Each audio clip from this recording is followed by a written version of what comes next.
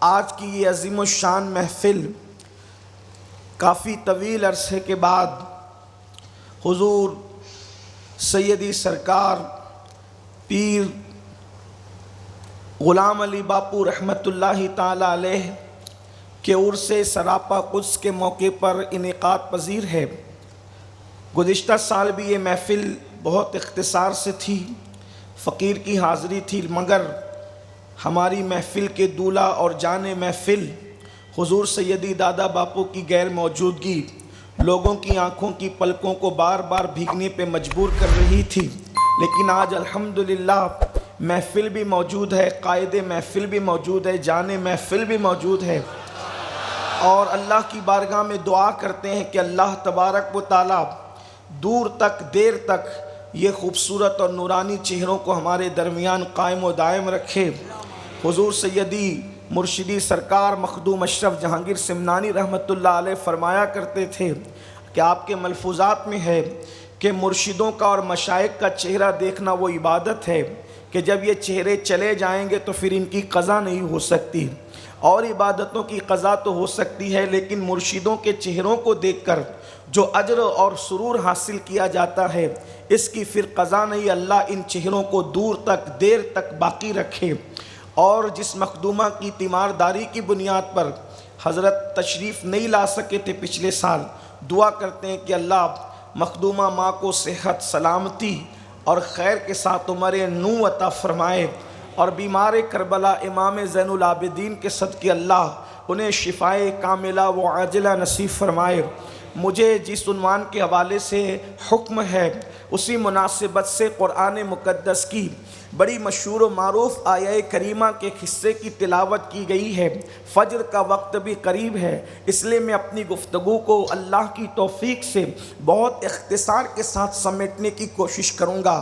آج ہمارے ملک ہندوستان کا ماحول مشرق سے لے کر مغرب تک، شمال سے لے کر جنوب تک، آپ کسی بھی شہر کا جائزہ لیں، کسی بھی خطے کا جائزہ لیں، کسی بھی قریے کا جائزہ لیں، کسی بھی علاقے کا جائزہ لیں تو آپ کو یہ رونا ہر جگہ سنائی دے گا، بلکہ جس جگہ جلسے میں جاتے ہیں لوگ یہی کہتے ہیں حضرت معاشرے کی اصلاح پر گفتگو کریں، معاشرے کی اصلاح پر گفتگو کریں، اور معاشرے کی اصلاح پر پوچھا جاتا ہے تو لوگ علماء ہوں، صالحین ہوں، ائمہ ہوں، شریف باپ ہوں، مائیں ہوں، سب کی ایک ہی فکر ہے، میرا بیٹا گناہوں کے اڈوں کا مسافر بن گیا، میرا بیٹا جرائم پیشہ بن گیا۔ اللہ اکبر!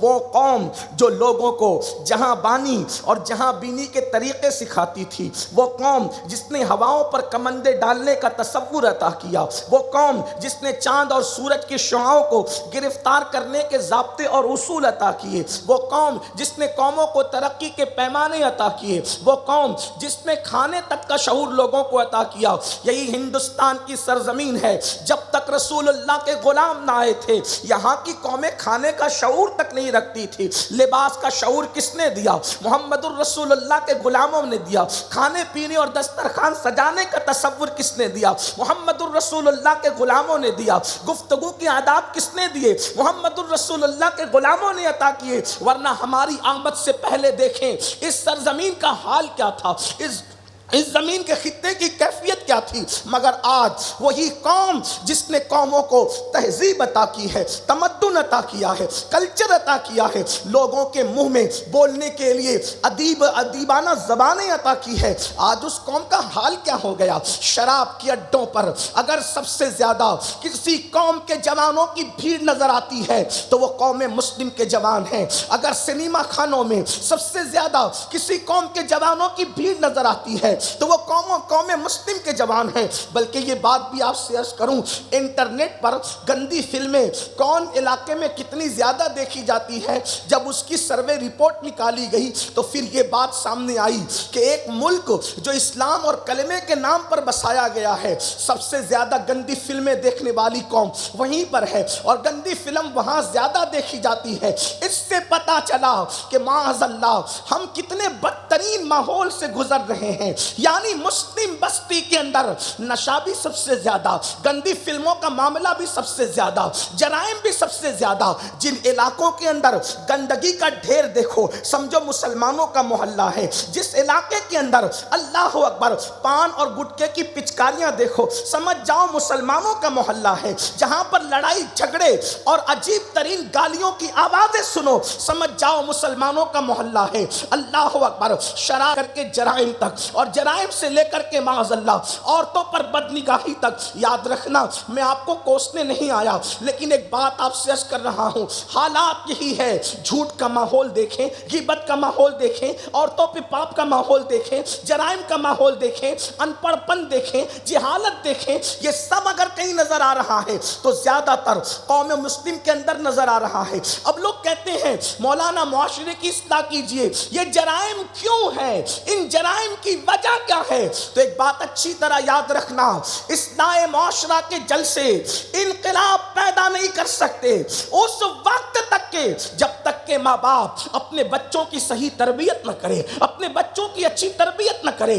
یہ جرائم کا جو ماحول ہے وہ صرف اور صرف اس میں جو سب سے بڑی وجہ ہے وہ ماں باپ کا بچوں کی تربیت نہ کرنا ہے، بچوں کو وقت نہ دینا ہے۔ اللہ اکبر، آئیے میں آپ سے عرض کروں، آپ کیا سوچتے ہیں کہ برسوں کی بگڑی ہوئی قوم ایک گھنٹے کی تقریر میں سنور جائے گی، ایک گھنٹے کی تقریر میں سدھر جائے گی؟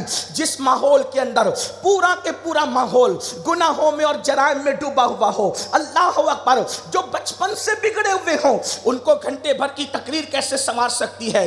لیکن ہم مایوس بھی نہیں ہیں۔ لاہور کے قلندر نے کہا تھا، نہیں اقبال مایوس اپنی کشت ویرا سے ذرا نم ہو تو یہ مٹی بڑی زرخیز ہے ساقی۔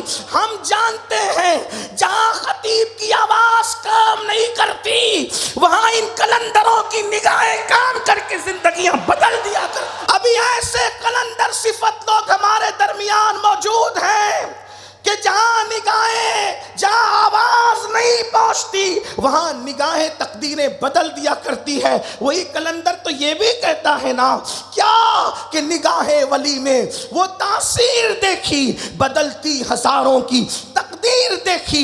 ابھی ہمارے درمیان صاحب نگاہ موجود ہے، اہل نگاہ موجود ہے، اہل نظر موجود ہے، اور اللہ سے دعا ہے اللہ ان بزرگوں کو سلامت رکھے۔ لیکن ایک بات ضرور کہوں گا، سارے کام تو نظر ہی سے نہیں بنتے، اس کے لیے کچھ محنت بھی کرنی پڑتی ہے، اس کے لیے کچھ کاوش بھی کرنی پڑتی ہے۔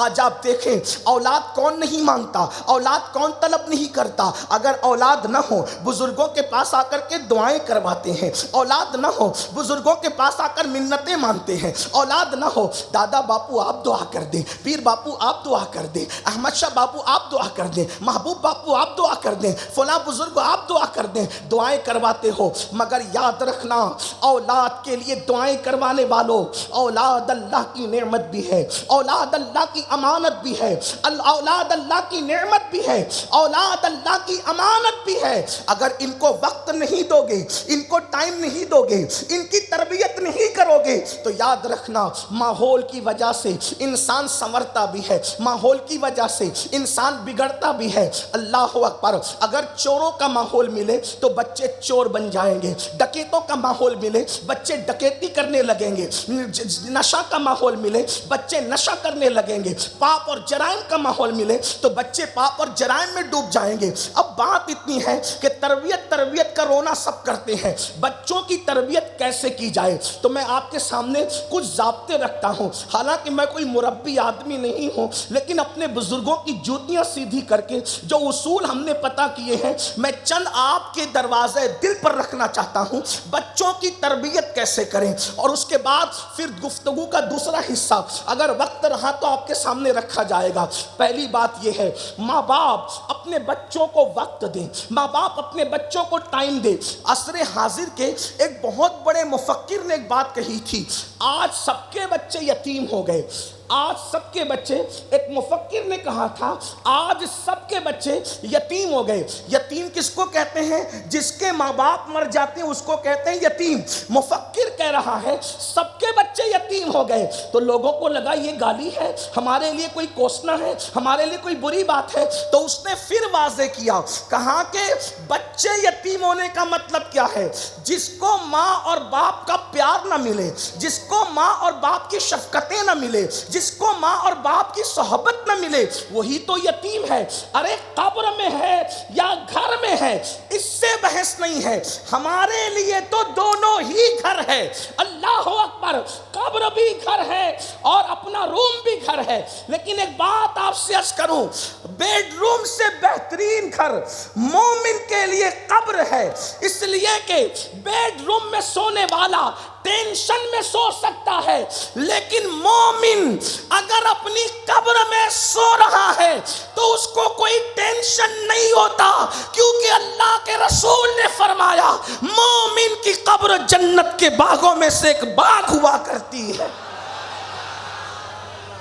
بس کوئی مومن بن کے دیکھے، اللہ اکبر، گھر کے کمرے میں کوئی استقبال کرے نہ کرے، اگر کوئی سچا مومن ہے تو قبر میں نکیرین اس کی تعظیم کرتے ہیں۔ میرے امام کہتے ہیں نکیرین کرتے ہیں تعظیم میری، فدا ہو کے تجھ پہ یہ عزت ملی ہے، خاک ہو کر عشق میں آرام سے سونا ملا، جان کی اکسیر ہے الفت رسول اللہ کی۔ کمرے میں کون آتا ہے کون جاتا ہے اپنی جگہ، مومن کی قبر یہ ہے، قبر میں لہرائیں گے تا حشر چشم نور کے، جلوہ فرما ہوگی جب طلعت رسول اللہ کی۔ آپ کہتے ہیں عرس ہے، عرس ہے، عرس ہے، عرس ہے، عرس کسے کہتے ہیں؟ جہاں دولہا ہوتا ہے وہاں عرس ہوتا ہے، تو آخر مرنے والوں کا عرس کیسا؟ ہم کہتے ہیں محلے کا لڑکا سج دھج کیا جائے تو لوگ اس کو عرس اور عروس اور شادی کہنے لگتے ہیں، اگر معراج کا دولہا قبر میں آئے دیدار کرانے وہ عرس نہیں ہے تو پھر عرس کس چیز کا نام ہے؟ آج پھولے نہ سمائیں گے کفن میں آسی، قبر کی شب ہے کس گل سے ملاقات کی رات، قبر میں لہرائیں گے تا حشر چشم نور کے، جلوہ فرما ہوگی جب طلعت رسول اللہ کی۔ تو عرض یہ کر رہا تھا انسان قبر میں رہے، گھر میں رہے، لیکن بہرحال اولاد کو جو پیار نہ دے سکے، محبت نہ دے سکے، سرپرستی نہ کر سکے، وقت نہ دے سکے، ٹائم نہ دے سکے، یہی تو یتیمی ہے۔ اور یتیمی کہتے کس کو ہے؟ تو آج سب کے بچے یتیم ہو گئے۔ ماں باپ کل مرتے تھے تو بچے یتیم ہوتے تھے، آج جیتے جی بچے یتیم ہو گئے۔ نہ باپ اولاد کو ٹائم دے رہے ہیں، نہ ماں اولاد کو ٹائم دے رہی۔ کیا ہو رہا ہے؟ ماں موبائل لے کر کے بیٹھی ہے، کچن روم سے نکلتی ہے ٹی وی کا منہ پکڑ کے بیٹھتی ہے، یا تو موبائل لے کر بیٹھتی ہے۔ آج کل مجھے پتا چلا، مجھے خبر نہیں تھی، میں ایک علاقے میں گیا بڑے ترقی یافتہ شہر میں، تو مجھے پتا چلا کہ عورتیں بھی گیم کھیلتی ہیں۔ واللہ مجھے نہیں پتا تھا کہ عورتیں بھی گیم کھیلتی ہیں، مجھے حیرانی ہوئی کہ عورتیں بھی گیم کھیل رہی ہیں موبائل پر، عورتیں بھی فیس بک استعمال کر رہی ہیں، مجھے حیرت ہوئی، عورتیں بھی یوٹیوب۔ حالانکہ کوئی کچھ کہے، مسلمانوں کے شریف گھرانوں کے اندر ایک وقت وہ گزرا ہے کہ اللہ اکبر، عورتوں کے ہاتھ میں موبائل دینے کو ایسے ہی معیوب سمجھا گیا جیسے کسی مجرم کے ہاتھ میں بندوق دینا معیوب سمجھا جاتا ہے۔ اللہ اکبر، جو ہاتھوں میں چوڑیاں اچھی لگتی ہے ان ہاتھوں میں فیس بک چلانے والا موبائل آ جائے تو پھر قیامت کا انتظار کرو۔ لوگ کہتے ہیں یہ دقیانوسی خیالات کے لوگ ہیں۔ میری ایک تقریر پر کسی نے بڑا ہنگامہ کیا، یہ عورتوں کو موبائل دینے سے منع کرتا ہے۔ میں نے کہا تجھے نہیں منع کرتا، اس قوم کو منع کرتا ہوں جس قوم کے اندر سیدہ فاطمہ کا کردار موجود ہے، جس قوم کے اندر سیدہ زینب کا کردار موجود ہے۔ میں تمہیں منع نہیں کرتا، تمہارے تو خدا بھی بیوی نہ سنبھال سکے، ہم تمہیں کیا منع کریں؟ اللہ اکبر، ہم تو اس قوم میں رہنے والے لوگ ہیں کہ میری نبی کی شہزادی کے تقوی اور پرہیزگاری کا عالم یہ ہے۔ اللہ کے رسول نے فرمایا خدا نے فاطمہ کی تمام اولاد پر جہنم کی آگ کو حرام کر دیا ہے، کیونکہ فاطمہ نے ایسا تقوی اختیار کیا کہ قیامت تک کے فاطمیوں پر جہنم حرام ہو گئی ہے۔ میں نے کہا ایک ماں کے تقوی نے پوری نسل نسل کو جہنم سے محفوظ کر لیا ہے۔ نعرہ تکبیر، نعرہ رسالت، خاندان اہل بیت، سبحان اللہ۔ ہم اس قوم سے تعلق رکھتے ہیں۔ ہم نے کہا جس قوم میں ایسی خواتین موجود ہوں کہ جس کے سر کے دوپٹے کو کبھی چاند و سورج بھی نہ دیکھے، میرے امام فرماتے ہیں جس کا آنچل نہ دیکھا مہو مہر نے اس ردائے نزاہت پہ لاکھوں سلام۔ آپ اندازہ فرمائیں، ہم نے کہا اس قوم کو منع کر رہے ہیں کہ اپنی بیٹی کو 5 لاکھ کا زیور تو دلا دینا، مگر بیٹی کو 5000 کا اسمارٹ موبائل دلانے کی غلطی مت کرنا۔ اور پھر اس ماحول میں جبکہ نہ باپ کو وقت ہے نہ ماں کو وقت ہے ٹائم دینے کا، تربیت کرنے کا۔ دیکھو تربیت سے انسان بنتے ہیں، تربیت سے انسان سازی ہوتی ہے، تربیت سے انسانی کردار وجود پاتے ہیں۔ بغیر تربیت کے کوئی کچھ نہ بن سکا۔ آپ نے کبھی سوچا، توجہ کرنا، جب چوزا انڈے سے نکلتا ہے، کسان لوگ، مرغی پالنے والے لوگ اگر یہاں موجود ہیں تو وہ میری بات کی تائید کریں گے، بکری پالنے والے لوگ موجود ہیں تو وہ میرے خیال سے 20 سے 25 دن کے اندر ایک مرغی اگر انڈے پر بیٹھ جائے تو چوزا بن جاتا ہے، لیکن وہ 20-25 دن کے اندر انڈے سے بنا ہوا چوزا جیسے انڈے کے باہر نکلتا ہے وہ فوراً چلنے لگتا ہے، چلتا بھی ہے اور دانہ چگتا بھی ہے، یعنی دانہ کھا بھی لیتا ہے وہ فوراً۔ پھر اس کے بعد بکری کا بچہ دیکھیں، وہ 5 سے 10 منٹ میں اٹھ کر کھڑے ہونے کی کوشش کرتا ہے، گرتا ہے کھڑا، پھر وہ کھڑے ہو کے چلنے لگتا ہے اور پھر وہ بھی چل پڑتا ہے اور مہینے بھر میں وہ چارہ چرنے لگتا ہے، دودھ پیتے کے ساتھ وہ چارہ چر۔ آپ سے پوچھتا ہوں، جو اللہ چوزے کے بچے کو 1 منٹ میں چلنے کی طاقت دے رہا ہے، کیا وہ اللہ انسان کا بچہ جو اشرف المخلوقات ہے اس کو 1 منٹ میں نہیں چلا سکتا تھا؟ اس کو 2 سال کیوں پڑا رہنے دیا ماں کی گود میں؟ جو اللہ بکری کے بچے کو 10-15 منٹ میں پیروں میں چلنے کی طاقت، کجا بکری کا بچہ اور کجا انسان کا بچہ، اشرف المخلوقات کو پیر نہیں دیے، کہا 2 سال تک تجھے ماں کی گود میں پڑے رہنا ہے، کھڑے نہیں رہنا۔ چوزے کو کھڑا کیا، انسان کو پڑا رکھا، بکری کے بچے کو کھڑا کیا، انسان کو پڑا رکھا، گائے کے بچے کو کھڑا رکھا، انسان کو پڑا رکھا۔ مولا جب تیرے نزدیک انسان سے بڑا کوئی ہے نہیں تیری مخلوق میں۔ حضرت بیدم شوارسی شان بشریت بیان کرتے ہوئے بڑی دمدار بات کہتے ہیں اب آدمی کچھ اور ہماری نظر میں ہے، اب آدمی کچھ اور ہماری نظر میں ہے، جب سے سنا ہے یار لباس بشر میں ہے، جب سے محمد الرسول اللہ کو لباس بشر میں دیکھا اس دن سے انسان کی اہمیت سمجھ میں آ گئی۔ اگر خدا کے نزدیک انسان سے بڑھ کر کوئی خوبصورت ہوتا تو اللہ اپنے محبوب کو وہی لباس پہنا کر زمین پر بھیجتا، لیکن لباس بشری میں بھیج کر بتایا کہ دیکھو انسان کی اہمیت کیا۔ مگر اللہ جو انسان کے بارے میں تو کہے انی جائل فی الارض خلیفہ، جس انسان کے بارے میں تو کہے لقد خلقنا الانسان فی احسن تقویم، جس انسان کے بارے میں تو کہے لقد کرمنا بنی آدم، جس انسان کے بارے میں تو کہے ہم نے دست قدرت سے بنایا، زمین کن کہہ کے، آسمان کن کہہ کے، چاند کن کہہ کے، سورج کن کہہ کے، ستارے کن کہہ کے، سیارے کن کہہ، سب کن کہہ کے بنایا، انسان کو کن کہہ کے نہیں بلکہ کہا دست قدرت سے بنایا، اپنے قدرت والے ہاتھوں سے بنایا۔ اور کس شان سے بنایا؟ مٹی جمع کروائی، برسات برس، ایک پورا پروسیجر ہے جو قرآن بیان کرتا ہے۔ قرآن کہتا ہے، اللہ پاک ارشاد فرماتا ہے کہ ہم نے انسان کو بجتی ہوئی مٹی سے بنایا، خلق الانسان من صلصال، ہم نے بجتی ہوئی مٹی سے انسان کو بنایا۔ تو اللہ نے شان سے بنایا، پھر کہاں زمین پہ نہیں جنت میں بنایا، اور جنت میں بنا کر کے دیکھو پھر وہ پوری شان میں، وہ ابھی اس کو نہیں چھیڑتا، لیکن غور کریں کس شان سے بنایا انسان۔ اور پھر کہا ہم نے اپنی جو وہ صورت پر پیدا کیا آدم، آدم کو اپنی صورت پر پیدا کیا. یہ اپنی صورت سے صوفیہ الگ معنی مراد دیتے, فقہا الگ لیتے ہیں. میں صوفیہ اور فقہا کی اب بحث میں آپ کو الجھانا نہیں چاہتا, لیکن جو بھی ہے کہ انسان کو ہم نے اپنی صورت پر پیدا کیا, اپنی روح اس کے اندر پھونکی. اللہ اکبر, یہ شان ہے انسان کی. لیکن اللہ جو تو چوزے, بکری اور گائے کو منٹوں میں گھنٹوں میں چلا رہا ہے, کھڑا کر رہا ہے, انسان پیدا ہو کر 2 سال تک گود میں کیوں پڑا رہتا ہے؟ تو مشیت جواب دے گی, بندے جو کھڑا رہتا ہے وہ ماں باپ سے دور بھی چلا جائے. چوزے جب کھڑے رہنے کی طاقت پاتے ہیں تو مرغی کے قریب نہیں رہتے, پھر وہ چگنے لگتے ہیں. جو کھڑا رہے گا وہ چلے گا بھی, جو چلے گا نہیں کر سکتے. یہ ذمہ داری اور محققین کی ہے.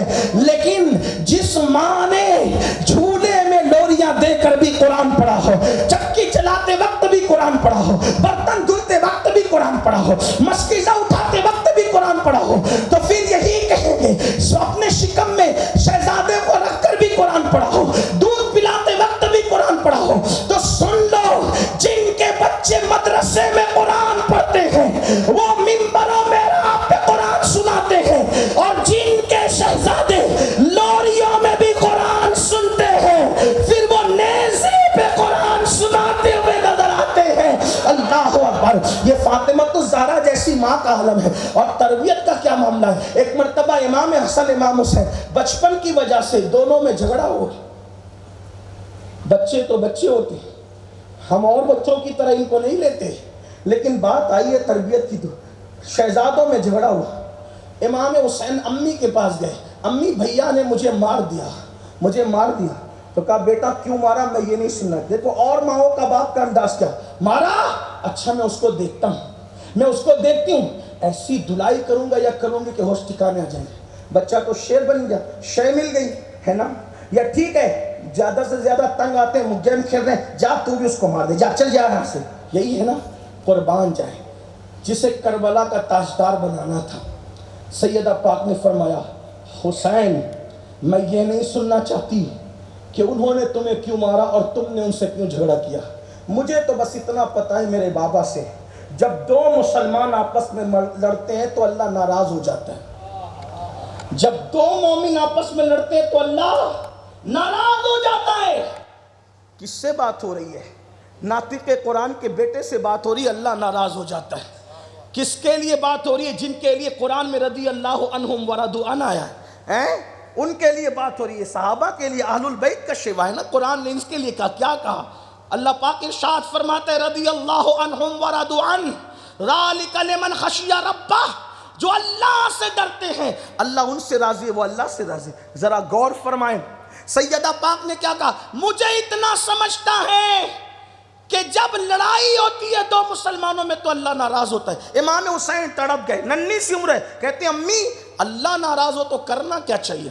کہا اللہ جب ناراض ہو تو پھر سجدہ کرنا چاہیے, وہ راضی ہو جاتا ہے. امام حسین فوراً مصلی پہ کھڑے ہو گئے اور آپ نے سجدے میں سر رکھ دیا. آپ سے پوچھتا ہوں, یہ تربیت ہے؟ ہمارے گھر میں یہ تربیت ہے. آج بچیاں چھوٹے چھوٹے شارٹ کپڑے بچیوں کو پہنائے جاتے ہیں, کیا بول کے, مولانا ابھی تو یہ بچی ہے. ارے بچپنے سے ہی عادت پڑتی ہے شارٹ کپڑے پہننے کے اور مکمل کپڑے پہننے سے. ابھی بچہ گالی دے رہا ہے تو ماں باپ خوش ہوتے ہیں, گانا گا رہا ہے تو خوش ہوتے ہیں, وہ بھی ناچنے لگتے ہیں. میرا بیٹا تو گانا گا رہا ہے, گالی دے رہا ہے. ابھی سے عادت پڑے گی, آگے مشکل ہوگی. ابھی باپ کو مارتا ہے تو باپ خوش ہوتا ہے مجھے مار رہا ہے. نہیں, بچپن سے ان کی تربیت کرو, ان کو ادب سکھاؤ, بزرگوں کا ادب سکھاؤ, علماء کا ادب سکھاؤ, انہیں گناہوں سے ان کے دل میں نفرت پیدا کرو. اور کچھ لوگ کہتے ہیں مولانا میرے دھاپ تو اپنے گھر میں ایسی ہے, میں گھر میں جاتا ہوں تو میرے بچے بھیگی بلی کی طرح دبک جاتے ہیں. کوئی دھاپ نہیں ہے, تو ظالم ہے, ظالم. باپ گھر میں جائے بچے دبک جائے, یہ ظلم ہے. ارے بچوں کو انتظار کرنا چاہیے کہ میرے بابا آئیں گے تو اچھل کر گود میں جائیں گے, کبھی کندھوں پہ بیٹھیں گے, کبھی پیٹ پہ گریں گے, کبھی سینے پہ گریں گے. یاد رکھنا, جس گھر میں بچوں کو اور بچیوں کو پیار نہیں ملتا, بچے دوستوں کے میں پیار ڈھونڈنے کے لیے نکلتے ہیں, اور پھر ظالم دوست پیار دے کر کے پھر ان کو غلط راستے پہ ڈال دیتے ہیں. آج اسکول, کالج اور یونیورسٹیوں کے اندر جو لڑکیوں کے غلط قدم اٹھنے کی رپورٹ ہے, صرف ہم واویلے پر جاتے ہیں. تحقیق کریں نا کن گھر کی لڑکیاں غلط راستے پہ جا رہی. میں بزرگ بیٹھے ہوئے ہیں, میں بہت کھل کے بات نہیں کروں گا لیکن اشارہ ضرور دوں گا. آپ کو پتہ ہے شادی شدہ بہت سی عورتیں افیئر کی طرف کیوں جاتی ہیں؟ تحقیق کریں. وہ بگڑی ہوئی نہیں ہوتی. آپ معلومات لیں, شوہر پیار نہیں دیتا, وہ پیار کی لالچ میں کسی کی حد تک چڑھ جاتی. جو شوہر بیوی کو پیار دے وہ بیوقوف ہے. آپ غور کریں, تحقیق کریں, اور تقریباً 70% لڑکیاں اگر اسکول کالج اور کہیں پر برے ماحول کے اندر پھنس رہی ہے, تحقیق کریں, ان سے بات کریں تو پتہ چلے گا گھر میں نہ باپ سیدھا منہ دیتا ہے, نہ ماں سیدھا منہ دیتی ہے, نہ بھائی سیدھا منہ دیتے ہیں. سب اس کو بوجھ سمجھتے ہیں, ڈائن سمجھتے ہیں, چڑیل سمجھتے ہیں, اس کو اپنے لیے شیطنت سمجھتے ہیں, بے برکتی سمجھتے ہیں. تو پھر اس کو گھر میں پیار نہیں ملتا. ایک انسان جس کو گھر کے دسترخوان پہ کھانا نہ ملے, چاہے وہ کھانا پیار کی شکل میں ہو, چاہے غذا کی شکل میں ہو, چاہے لباس کی شکل میں ہو, آپ قیاس کر لیں, گھر میں جس کو نعمت نہیں ملے گی وہ باہر کا رخ ضرور کرے گا. گھر میں چٹنی روٹی ہی صحیح, اگر آپ نے پیٹ بھر کے کھلا دیا, باہر کی بریانی کو بھی کھانے دل نہیں چاہتا, تو نادان اگر چٹنی روٹی سے پیٹ بھر دے تو انسان باہر کی بریانی پہ توجہ نہیں کرتا. اگر تو اپنی اولاد کو منہ بھر کے پیار دے, جی بھر کے پیار دے, تو کوئی اولاد بے وقوف ہے جو شرابیوں کے درمیان پیار تلاش کرے, جو زانیوں کے درمیان پیار تلاش کرے. اب اس کو سنت نبوی میں دیکھنا ہے تو دیکھو, اللہ کے رسول صلی اللہ علیہ وآلہ وسلم نے اپنے گھر والوں کو کتنا پیار دیا. نہ ہمارے پاس بیوی کے لیے ٹائم ہے, نہ بچوں کے لیے ٹائم ہے, ہم ٹائم نکال نہیں. سب کیا کہتے ہیں, مولانا ٹائم نہیں ہے. پھر دوستوں کے ساتھ گھنٹوں کہاں سے مل جاتے ہیں, مولانا ٹائم نہیں ہے. انٹرنیٹ کے لیے گھنٹوں کہاں سے مل جاتے ہیں, مولانا ٹائم نہیں ہے. فلموں کے لیے وقت کہاں سے مل جاتا ہے. مکاریاں نہ کرو, ٹائم نکالو ورنہ انجام بھیانک ہوگا. اللہ کے رسول اتنے مصروف ہونے کے بعد ایک وقت تو اللہ کے رسول نے اپنے گھر والوں کے لیے رکھا تھا. 3 حصوں میں ٹائم تقسیم تھا, عبادت کے لیے, دعوت و تبلیغ کے لیے, اور ایک اپنے اور اپنے گھر والوں کے لیے. اور اللہ کے رسول علیہ السلام پھر جب گھر والوں کو وقت دیتے تو پھر گھر میں ماحول کیسا ہوتا پتہ ہے, آنکھوں کو دیکھ کر کے لوگ چھپ جائے وہ ماحول نہیں. رسول اللہ کے گھر میں کبھی کبھی ہنسی کا ماحول بھی ہوتا, کبھی شاعری کا ماحول بھی ہوتا, کبھی دوڑ بھی لگائی جاتی. ام المومنین اماں عائشہ فرماتی ہیں, ہم حضور علیہ السلام کے ساتھ سفر کرتے تھے تو حضور ہمارے ساتھ دوڑ لگایا کرتے تھے. اور بچوں کو کتنا پیار تھا آپ نے بار بار سنا ہے, لیکن آپ نے فضائل حسنین پہ سنا ہے, بچوں کی تربیت پر آپ نے کبھی اس کو غور نہیں کیا. نعرے تو اس پہ لگائے مگر عبرت کیا لی. دیکھو امام حسین کہہ رہے ہیں, نانا آپ گھوڑے پہ بیٹھتے ہیں نا, آپ کی سواری ہے, مجھے بھی گھوڑا چاہیے. حضور علیہ السلام نے یہ سنا شہزادوں سے, یہ فضائل میں ضرور ہے لیکن اس سے کچھ لے تو لیجئے. امام علی مقام کہتے ہیں مجھے بھی سواری چاہیے. گھٹنے زمین پہ ٹیک دیے, ہاتھ زمین پہ رکھ دیے, لو حسین تمہاری سواری آ گئی. جب امام کو بٹھایا اپنی پشت پر تو کہا, نانا آپ کی سواری کی تو لگام بھی ہے, میری سواری کی لگام کہاں؟ تو زلف عنبری پکڑا دیا, یہ لو تمہاری سواری کی لگام ہے. آپ سے پوچھتا ہوں, ہم اپنے بچوں کے ساتھ کیا سلوک کرتے ہیں؟ ایک مرتبہ اس شہزادے کو چومتے ہوئے کسی نے دیکھا, حضور میرے تو 10 بیٹے, میں نے کبھی نہیں چوما, آپ اپنے شہزادوں کو چومتے ہیں. فرمایا جو رحم نہیں کرتا اس پر بھی رحم نہیں کیا جاتا. حضرت سیدنا ابراہیم ابن محمد الرسول اللہ دیہات میں دائی کے پاس تھے دودھ پینے کے ایام میں, تو اللہ کے رسول ان سے ملنے کے لیے, ایک دودھ پیتے شیرخوار شہزادے سے اپنے ملنے کے لیے دیہات کی حوالی تک جاتے تھے. ان کے گھر میں دھواں بھرا ہوا ہوتا تھا, چولہا جل رہا ہوتا تھا, اور حضور علیہ السلام وہاں بیٹھ کر ان سے پیار کر رہے ہوتے تھے. آپ سے پوچھنا چاہتا ہوں, آج تم اپنے بچوں کو لیتے نہیں, کر رہے یہ پیشاب کر دے گا, حالانکہ آج تو پیشاب سے بچانے کے بڑے انتظام ہے, حالانکہ آپ اس کو برا مت لیجئے گا. شہزادوں نے حضور علیہ السلام کے وجود ناف پہ پیشاب بھی فرمایا ہے. اس پہ سیاہ سکہ اٹھا کے دیکھ لیں. یہ بات ہم نہیں کرتے کہ لوگ غلط رنگ دیں گے اس کو, لیکن اتنا ضرور کہتا ہوں, اولاد کے پیار کے باب میں آپ کو, حضرت ام الفضل نے کہا لاؤ مجھے دے دو, حضور علیہ السلام نے فرمایا رہنے دو, سیاہ اٹھا کر کے دیکھیں. امام بخاری رحمت اللہ علیہ نے باب باندھا اس کے اوپر, اور طہارت کے مسائل اس سے اخذ فرمائے ہیں. آپ سے پوچھنا چاہتا ہوں, ہم کہتے ہیں نہیں یہ تو پیشاب کر دیں گے, یہ تو پاخانہ کر دیں گے. میں کہتا ہوں رسول اللہ کا جسم معطر, جسم مطہر, حضور علیہ السلام شہزادوں کو لے کر کیا بتانا چاہ رہے ہیں؟ ہمیں تربیت تربیت دینا چاہ رہے ہیں تو یاد رکھیے بچوں کو وقت دیجیے، ادب سکھائیے، بات بات پر ان کو ٹوکیے مت، بلکہ کوئی اچھا انداز اختیار کیجیے۔ آئیے میں کچھ اس پر بھی ایک بات عرض کروں۔ بچوں کو کھانے کے لے کے بیٹھو، اپنے ساتھ لے کے بیٹھو اور ان پہ نظر رکھو، اپنے آگے سے کھاؤ اور چھوٹا لقمہ بناؤ، دیر تک چباؤ، بسم اللہ پڑھ کے کھاؤ، الحمدللہ کہو۔ یہ مولوی صاحب کا کام نہیں ہے، یہ آپ کا کام ہے۔ دسترخوان کی آداب سکھانا آپ کا کام ہے۔ یاد رکھیے ہم نے تربیت نہیں کی اولاد کی، اس لیے اولاد بگڑ گئی۔ میرے آقا علیہ الصلوۃ والتسلیم کے پیارے دیوانوں، بس اب بات کو مختصر کرتے ہوئے سمیٹتے ایک بات عرض کروں اور پھر اب دوسرے عنوان کی طرف ایک بات کہہ کے اپنی بات کو مکمل کر لوں۔ میں اگر چاہوں بھی گفتگو بڑھانے کے لیے تو فلائٹ کا ٹائم مجھے اجازت نہیں دیتا کہ میں گفتگو بڑھا سکوں، لیکن دو باتیں عرض کر کے اپنی بات پوری کروں۔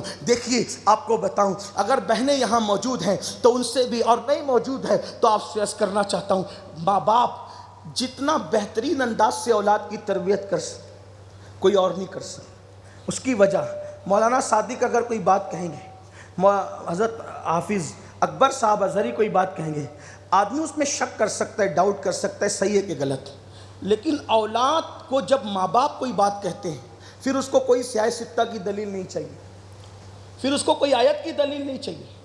ماں باپ سے اولاد اتنی عقیدت رکھتی ہے کہ جو ماں نے کہہ دیا وہ آخری بات، جو باپ نے کہہ دیا وہ اینڈ ہے۔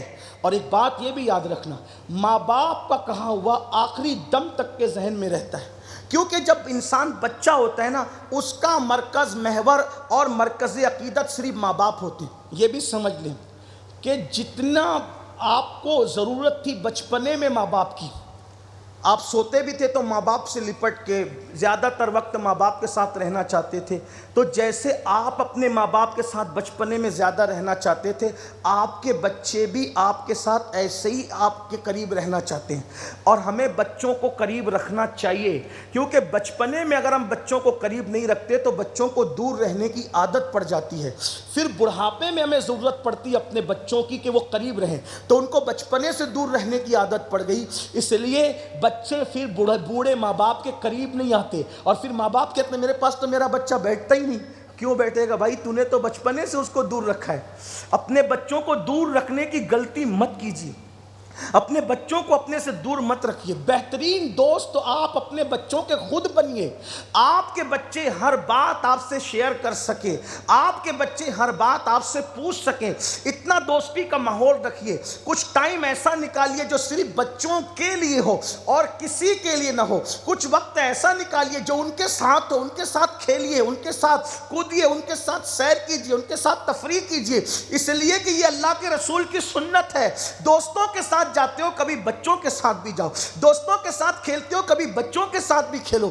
فری ماحول ہوگا، اس ماحول کے اندر بچے اپنے ہر دل کی بات آپ سے رکھ سکیں گے۔ اللہ اکبر، کیا ماحول ہوگا رسول اللہ کے گھر کا، ایسا فری ماحول کہ اس میں بیٹی باپ سے پوچھتی ہے بابا سب سے پہلے جنت میں کون جائے گا۔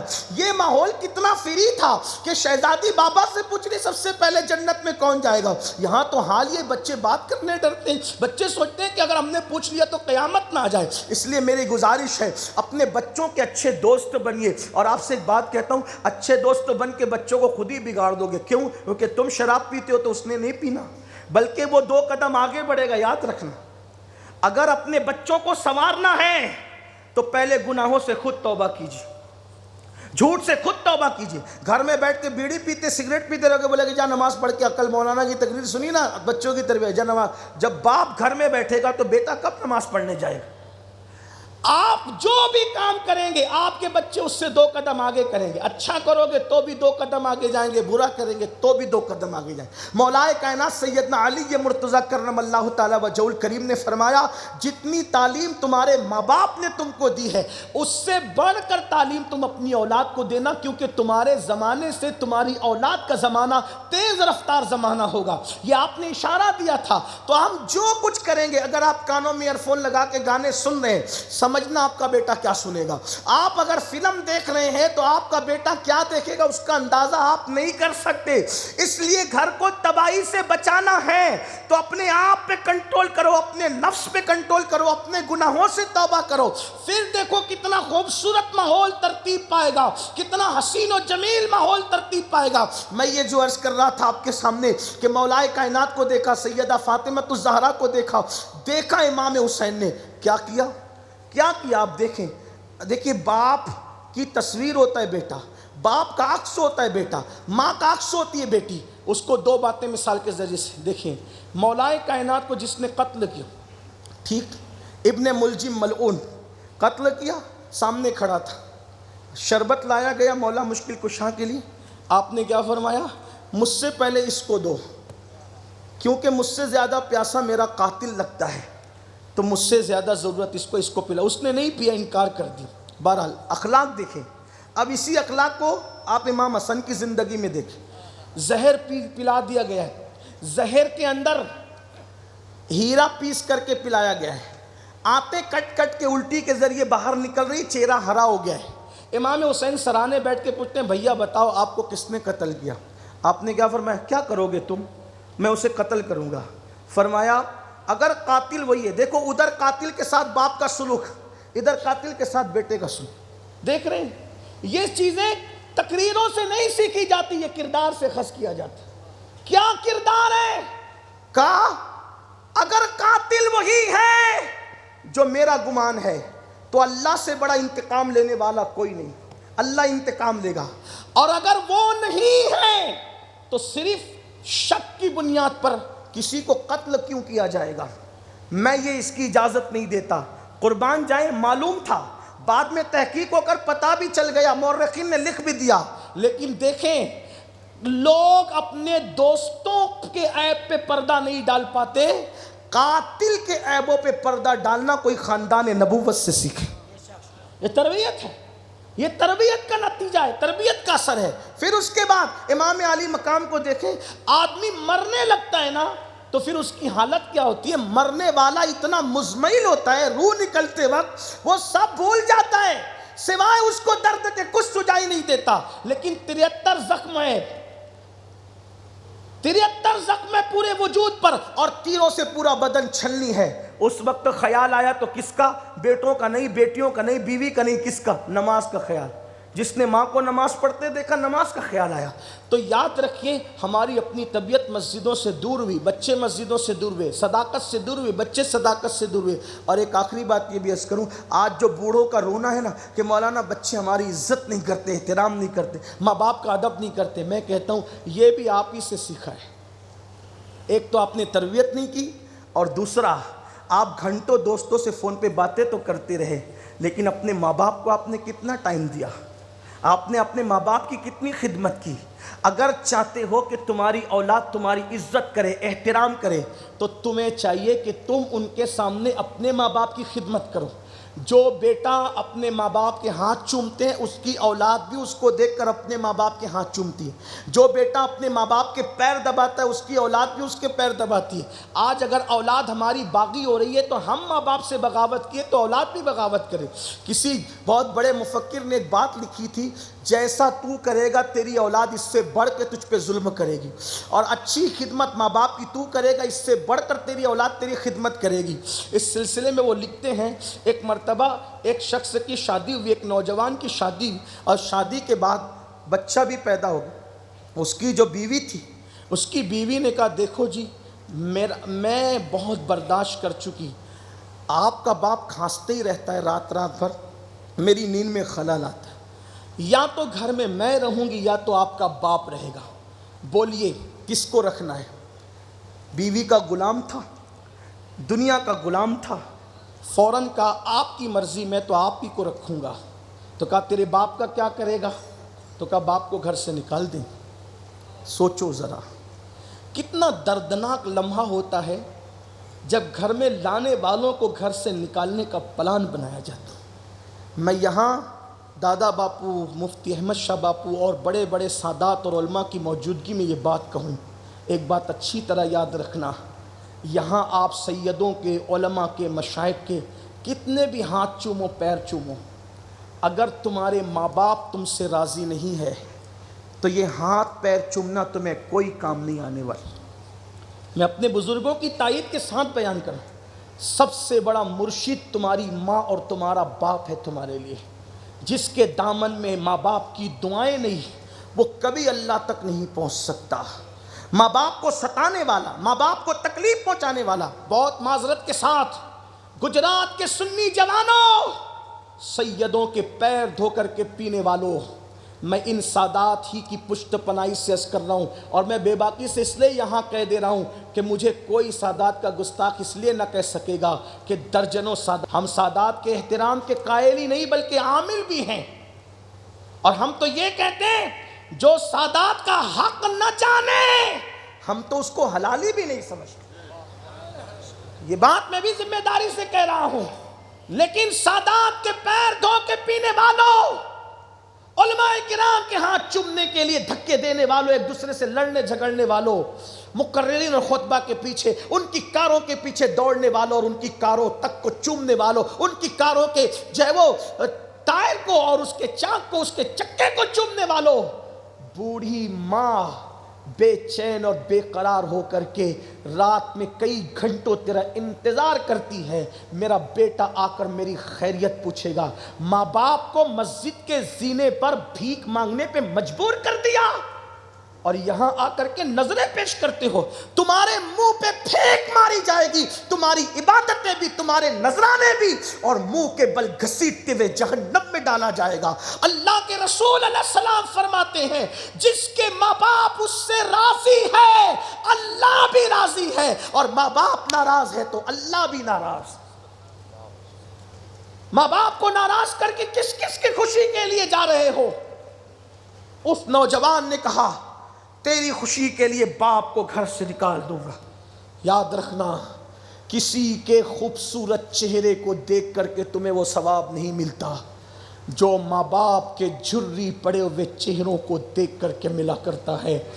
یہ بڑے حسین لوگ ہیں جنہیں ماں باپ کہتے ہیں۔ میں آپ کے ساتھ محبت میں مکر کر سکتا ہوں، آپ میرے ساتھ محبت میں مکر کر سکتے ہیں، پیور جو محبت ہے اس کو ماں باپ کی محبت کہتے ہیں۔ جب ہم پیشاب کرتے تھے بستر میں تب بھی ماں باپ ہم سے پیار کرتے تھے، جب ہم پاخانہ کرتے تھے بستر میں تب بھی ماں باپ ہم سے پیار کرتے تھے، جب ہماری ناک بہتی تھی اور لوگ ہم سے نفرت کرتے تھے تب بھی ماں اپنے دوپٹے سے ناک صاف کرتی تھی اور کہتی تھی میرا چاند۔ ہماری آنکھوں میں کیچڑ دیکھ کر کے لوگ ہمیں دھکا دے کر بھگا دیتے تھے، لیکن ماں سینے سے چمٹا کر کہتی تھی میرا لال۔ خود گیلے بستر پہ سوتی تھی سردی کی طویل راتوں میں اور ہمیں اپنے سینے پہ سلاتی تھی۔ اللہ اکبر، گھر میں کوئی اچھی چیز آتی تھی اور تقسیم کرتے ہوئے وہ چیز ختم ہونے والی ہوتی تھی اور بڑے بیٹے کہتے امی تم بھی کھا لو، تو ماں کہتی کہ یہ چیز مجھے پسند نہیں ہے۔ اللہ اکبر، اللہ اکبر، خود تکلیفیں اٹھا کر ہمیں کھلانے والے ماں باپ، خود پھٹے پرانے پہن کر کے ہمیں اچھے کپڑے پہنانے والے ماں باپ، سردی گرمی برسات کسی کی پرواہ نہ کر کے ہمیں پڑھانے لکھانے والے ماں باپ۔ آج ان ماں باپ کی کوئی قدر نہیں، ماں باپ کو گھر کا کچرا سمجھتے ہو، ماں باپ پہ ظلم کرتے ہو، ماں باپ کو ڈانٹتے ہو، ماں باپ سے اونچی آواز سے بات کرتے ہو۔ سن لو، اللہ کے رسول علیہ السلام فرماتے ہیں جو ماں باپ سے اونچی آواز سے بات کرے اللہ اس کے اعمال کو ضائع کر دیتا ہے، اس کے اعمال کو ہلکا کر دیتا ہے۔ اللہ اکبر۔ تو اس جوان نے کہا ٹھیک ہے، میرے باپ کے کھانسنے سے اگر تجھے تکلیف ہوتی ہے، کل میرا بابا تجھے نظر نہیں آئے گا۔ بوڑھے باپ کا ہاتھ پکڑا اور ہاتھ پکڑ کے کہا ابا کہیں لے جانا ہے۔ وہ اولاد خاص طور پہ سنے جو ماں باپ پہ ظلم کرتے ہیں، خدا کے لیے ظلم نہ کرو۔ جس کے دامن میں ماں باپ کی دعا ہے اس سے بڑا کوئی مالدار نہیں۔ آج نہیں تو کل خدا تمہیں ترقی دے گا۔ دعائیں وہاں تک پہنچاتی ہے، ہزاروں سال کی محنتیں جہاں نہیں پہنچاتی وہاں دعائیں پہنچاتی ہے۔ دعائیں میرے عزیز بھائیوں، اس جوان نے اپنے بوڑھے باپ سے کہا ابا تمہیں کہیں لے کے چلنا چاہتا ہوں۔ ایک کمبل ساتھ میں لیا اور جانا چاہتا تھا۔ چھوٹا سا 4-5 سال کا بچہ باپ سے کہتا ہے ابا میں بھی چلوں آپ کے ساتھ؟ بیٹے نے کہا باپ نے کہا نہیں نہیں نہیں تو نہیں چل. کہا نہیں میں بھی چلوں گا. آپ دادا کو کہاں لے جا رہے ہیں؟ میں بھی چلوں گا. ضد کیا نا تو ضد کر کے ساتھ ہو لیا, کار میں بٹھایا, جنگل میں پہنچا, اور اس کے بعد ایک کمبل اپنے باپ کو دیا اور باپ سے کچھ کیا. کہا باپ نے کانپتے ہوئے ہاتھوں سے اس کمبل کو لیا. سوچو اس باپ کے دل پہ کیا گزرتی ہے. جس دن مسلمانوں اپنے ماں باپ کی محبت کو تم محسوس کر لو گے, یہ دنیا مکار ہے, فریبی ہے. یاد رکھنا جب یہ محبت کرنے والے نہ ملیں گے اس وقت تو تم ان کو تلاش کرو گے, پچھتاؤ گے, ڈھونڈو گے, بلکہ دعا کرو گے تو ماں باپ پھر تمہیں خواب میں بھی نظر نہیں آئیں گے. جاؤ جا کر ان کے دلوں سے پوچھو جن کے ماں باپ قبروں میں چلے گئے. جاؤ ان سے جا کر کے پوچھو, ان کے دلوں سے پوچھو جن کے ماں باپ آج دنیا میں موجود نہیں ہیں. آج وہ ڈھونڈتے ہیں مگر ان کو نہیں ملتے ماں باپ. اللہ اکبر. پھر اس نواب نے جب کمبل دیا تو کمبل ہاتھ میں کپ کپی ہاتھ سے لے کے کہا بیٹا یہ کمبل کیا کروں؟ کہا بابا آج سے آپ کو اسی جنگل میں رہنا ہے, آپ اب گھر نہیں آ سکتے. میری بیوی آپ کے لیے یہ کہتی ہے کہ گھر میں وہ رہیں گے تو میں نہیں رہوں گی, میرا سنسار بچا لے, میرا گھر بچا لے بابا. اس بوڑھے نے کمبل دیا. کہا اللہ تجھے جزائے خیر دے. کمبل لے کے کہا اگر میرے گھر سے نکلنے سے تو خوش رہتا ہے تو جا خوش رہے. اور یہ کہہ کے کمبل لے کے بوڑھا مڑنے لگا. بچہ یہ منظر کھڑے ہو کر کے دیکھ رہا تھا. کیا ہوا؟ بچہ دوڑ کر گیا. دوڑ کے جانے کے بعد کہا بابا رکیے. اپنے باپ کو رکنے کے لیے کہا. کمبل لیا اور باپ کو دے کے کہتا ہے بابا اس کے 2 ٹکڑے کرے. بیٹے نے کہا بیٹا ایک کمبل تو دیا باپ کو میرے, اب تو اس کے 2 ٹکڑے کیوں چاہتا ہے؟ کہا ایک ٹکڑا اپنے ساتھ لے جانا چاہتا ہوں. ارے گھر میں کمبلوں کی اور بستروں کی کمی نہیں, تو کیا کرے گا کمبل کا؟ تو کہا یہ کروں گا بابا, آپ نے اپنے باپ کو جوان ہو کر ایک کمبل دے کر گھر سے نکالا ہے, میں آپ کو آدھا کمبل دے کر گھر سے نکالوں گا انشاءاللہ. اس کے باپ کی آنکھیں اس وقت کھلی. کما تدین تدان, جیسا کرو گے ویسا پاؤ گے. اب ماں باپ کی بات آئی ہے, ایک بہت خوبصورت بات میرے ذہن میں آ گئی, وہ پڑھ کر اپنی بات ختم کرتا ہوں. یاد رکھنا میرے بھائیوں, بات ختم کر رہا ہوں. ہو سکے دل میں جو جائز مراد لینا ہے مراد لے لو, اس لیے کہ میں ماں ہونے کے اعتبار سے دنیا کی سب سے بڑی ماں کا ذکر کرنے لگا ہوں. سب سے بڑی دنیا کی ماں مجھے یاد آ گئی ہے. اس سے بڑی ماں ہونے کے اعتبار سے دنیا میں ہے ہی نہیں. لیکن اس کا ذکر کرنے سے پہلے اتنا کہوں گا کہ ان کا ذکر کیا جاتا ہے تو دعائیں مقبول ہوتی ہے. ایک بات آپ سے کہہ دوں جاتے جاتے بات مکمل کرتے کرتے, اتنا خوبصورت ماحول ہے, سادات ہے, علماء ہے, سیدوں کی دعائیں لیتے ہوئے. یاد رکھنا تمہارے پاس اچھے بنگلے ہوں گے, قیمتی کاریں ہوں گی, لاکھوں کروڑوں روپیے ہوں گے, اچھے لباس ہوں گے, سب کچھ ہوگا, لیکن اگر ماں باپ نہیں ہوں گے اس دن تمہیں ماں باپ کی کمی محسوس ہوگی. میں بڑی ذمہ داری سے عرض کروں, میں آپ کی کوئی اوقات ہی نہیں. اللہ کے رسول کے پاس کسی چیز کی کمی تھی نہیں تھی. کہنے والے نے کہا کس چیز کی کمی ہے؟ مولا تیری گلی میں, دنیا تیری گلی میں, عقبہ تیری گلی میں. مگر یاد رکھو میری قوم کے جوانوں, جب اللہ کے رسول کے ماں باپ دنیا سے چلے گئے, حضور اس وقت تو بچپنے کی زندگی گزار رہے تھے, بلکہ بابا تو اس وقت گئے کہ ماں کے پیٹ میں تھے. 6 سال کے تھے میرے آقا. اس وقت تو رسول اللہ کی امی جان دنیا سے تشریف لے گئی, کوچ کر گئی.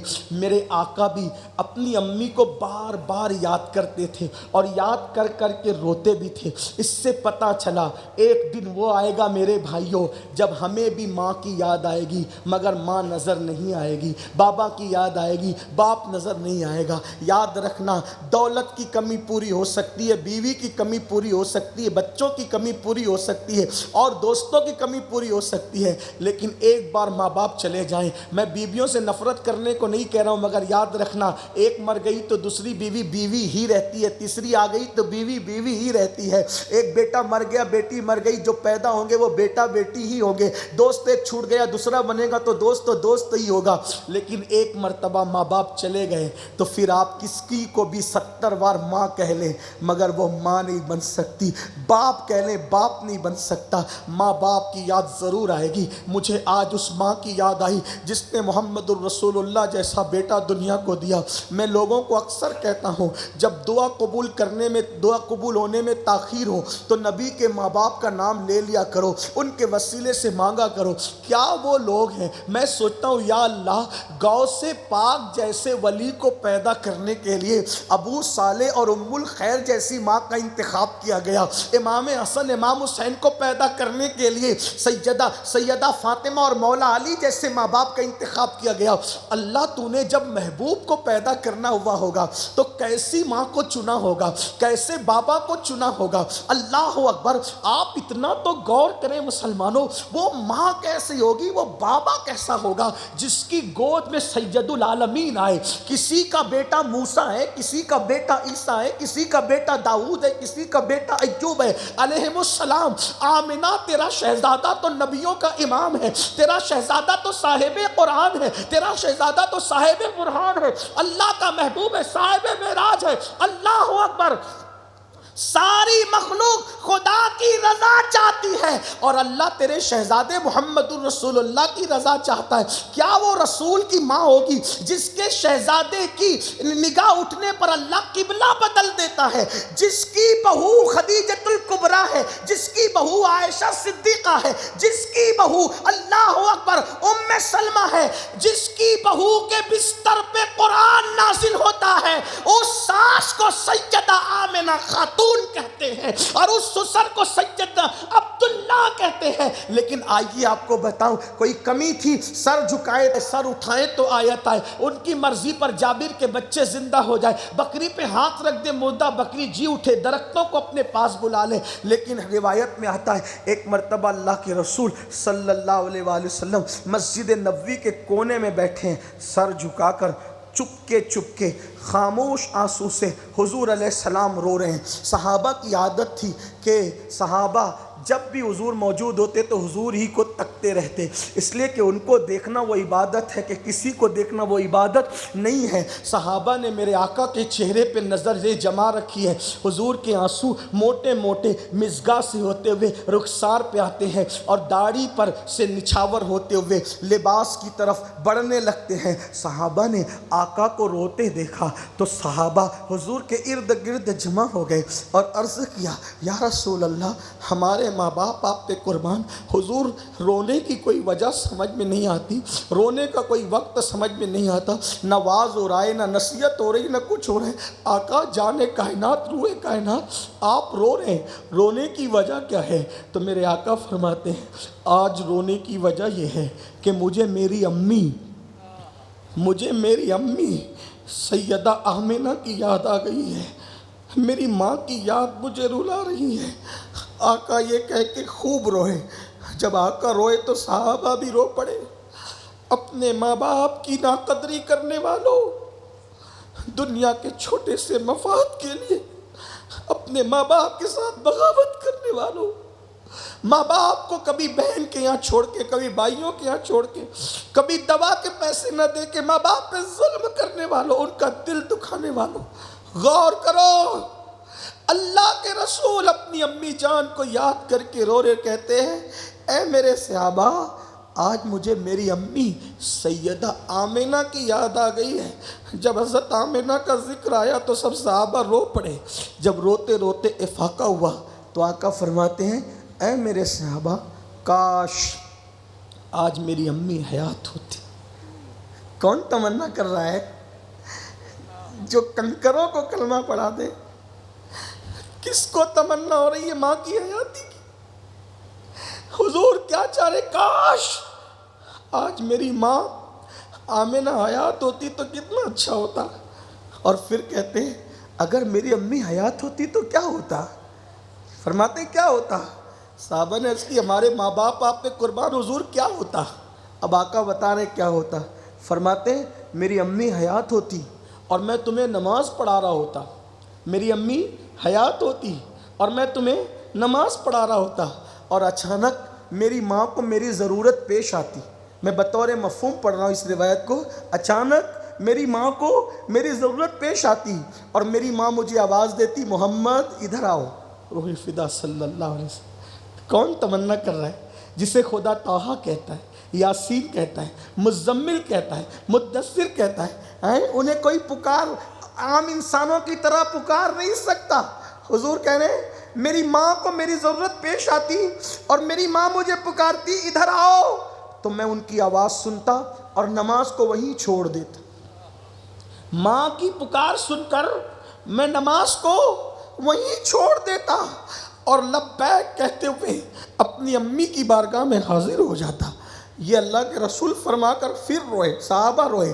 ماں باپ کی قدر کرو، جنہیں تم گھر کا کچرا سمجھتے ہو، جنہیں بوجھ سمجھتے ہو، یہ بوجھ نہیں ہے۔ ایک صحابی آ کے کہتے ہیں آقا میری ماں اتنی بیمار ہے کہ میں نے ان کی غلاظت تک دھلائی، بیت الخلا پاخانہ تک دھلایا، تو میری ماں نے میرا پاخانہ دھویا تو میں نے اپنی ماں کا پاخانہ دھویا، تو کیا میں نے ماں کا حق ادا کر دیا؟ آقا مسکرا کے کہتے ہیں جب تیری ماں تیرا پاخانہ دھلا کرتی تھی تو وہ یہ تمنا کرتی تھی میرا بیٹا بڑا ہو جائے، اور تو ماں کا پاخانہ دھلتا ہے تو تو کیا سوچ رہا تھا؟ اللہ ماں کو جلدی اٹھا لے تاکہ یہ تکلیف دور ہو جائے۔ یہ سوچ ہے تمہاری فکر میں اور تمہاری ماں کی فکر میں۔ مسلمانوں، ہم ان کا حق ادا نہیں کر سکتے، ہم ان کا بدلہ نہیں چکا سکتے۔ جس ماں نے اپنے سینے کے دودھ کو بلکہ اپنے خون کو دودھ کی شکل میں ہمارے سینے میں منتقل کیا، جس ماں نے خود نہ کھا کے ہمیں کھلایا، خود نہ پہن کے ہمیں پہنایا، آج ان ماں باپ کی قدر کرو۔ اللہ کے رسول فرماتے ہیں البر لا یبلا والذنب لا ینسا والدیان لا یموت اعمل ما شئت کما تدین تدان۔ نیکی کبھی بھلائی نہیں جا سکتی، نیکی کبھی پرانی نہیں ہو سکتی، گناہ کبھی بھلایا نہیں جا سکتا، اور بدلہ دینے والے خدا کو کبھی موت نہیں آ سکتی۔ تو جو چاہے کر لے، جیسا کرے گا ویسا بھرے گا۔ ماں باپ کا دل دکھانے والوں در در کی ٹھوکریں کھاؤ گے، ماں باپ کا دل دکھانے والوں چین نہ پا سکو گے، ماں باپ کا دل دکھانے والوں بربادی کے دہانے پہ پہنچ جاؤ گے، اور سب قربان کر کے ماں باپ کو راضی کر لو، یہاں بھی کامیاب رہو گے، وہاں بھی کامیاب رہو گے۔ کسی کی دعا وہاں نہیں پہنچا سکے گی جہاں ماں باپ کی دعا پہنچائے گی۔ اس لیے ماں باپ کی دعا لو۔ ذہن میں اور بہت سی باتیں آتی ہیں لیکن بات اب ختم ہی کرنا ہے، اس لیے کہ وقت بھی زیادہ ہوا اور مجھے بھی رخصت ہونا ہے۔ اللہ سے دعا کرتا ہوں اللہ ہمیں اولاد کی تربیت کی توفیق بھی دے اور ماں باپ کے اکرام کی توفیق بھی دے، اور اللہ تعالیٰ جو باتیں اچھی تھی وہ من جانب اللہ تھی، اور جو باتیں اگر کوئی غلط نکل گئی ہو وہ میرے نفس کی شرارت ہے، جس سے میں اللہ کی بارگاہ میں توبہ کرتا ہوں۔ استغفر اللہ ربی ان ربی لغفور الرحیم وما علینا الا البلاغ۔ السلام علیکم۔